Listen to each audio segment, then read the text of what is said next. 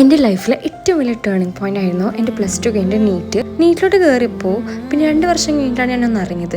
സത്യം പറഞ്ഞാൽ ഈ നീറ്റിൽ കയറിയ ലൂപ്പിൽ പെട്ട മാതിരിയാണ്. വർഷങ്ങൾ പോണ പോക്ക് നമുക്ക് ആർക്കും അറിയില്ല. അതുപോലെ തന്നെ നീറ്റ് വെച്ചാൽ ഫുൾ സ്ട്രെസ്സും ഹോം സിക്നെസ്സും നിറഞ്ഞതാണല്ലോ.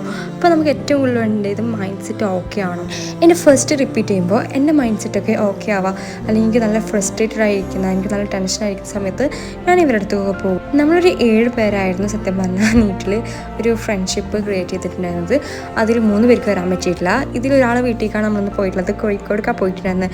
നമ്മൾ എല്ലാവരും കണ്ണൂരും തൃശ്ശൂരൊക്കെ ആയതുകൊണ്ട് നമുക്ക് എത്തിപ്പെടാൻ പറ്റിയ കോഴിക്കോടായിരുന്നു. അപ്പോൾ നമ്മളൊന്ന് ഫുഡൊക്കെ കഴിച്ചിട്ട് നേരെ പോയത് കോഴിക്കോട് ബീച്ചിലോട്ടാണ്. കോഴിക്കോട് ബീച്ചിൽ ഒരു അടിപൊളി കഫേ വന്നിട്ടുണ്ടെന്ന് വിളിച്ച് പറഞ്ഞ്.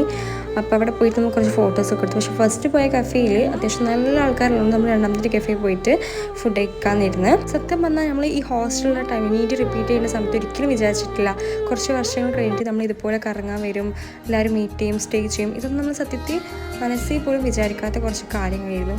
ഇപ്പോൾ ഇതൊക്കെ ലൈഫിൽ നടക്കുമ്പോൾ സത്യം പറഞ്ഞാൽ നല്ല ഹാപ്പിയാണ് നമ്മളെല്ലാവരും. അന്ന് നമ്മൾ മാനിഫെസ്റ്റ് ചെയ്തിരുന്നത് നമ്മളെല്ലാവരും ഒരേ കോളേജിലാണ് പഠിക്കുന്ന. പക്ഷേ നമുക്ക് ആർക്കും ഒരേ കോളേജിൽ പഠിക്കാൻ പറ്റാത്ത വിഷമമൊന്നുമില്ല. കാരണം നമ്മളെപ്പോഴും ഈ ഫ്രണ്ട്ഷിപ്പ് കീപ്പ് ചെയ്യുന്നുണ്ട്. അങ്ങനെ നമ്മൾ ബീച്ചിൻ്റെ സൈഡിൽ കൂടെ നടന്ന് സ്ട്രീറ്റിൽ ഫുഡൊക്കെ കഴിച്ചിട്ട് ഏകദേശം ഈവനിങ് ആയപ്പോൾ ഞാൻ തിരിച്ചു എൻ്റെ നാട്ടിലോട്ട്. എല്ലാവർക്കും ഇത്രയുള്ളൂ. ബൈ.